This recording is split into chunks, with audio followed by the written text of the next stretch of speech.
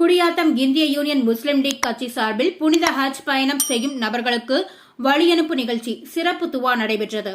வேலூர் மாவட்டம் குடியாத்தம் இந்திய யூனியன் முஸ்லிம் லீக் கட்சி சார்பில் புனித ஹஜ் பயணம் மேற்கொள்ளும் குடியாத்தம் நகரில் சுமார் 30 நபர்களுக்கு வழியனுப்பும் நிகழ்ச்சி முஸ்லிம் லீக் கட்சி அலுவலகத்தில் நடைபெற்றது.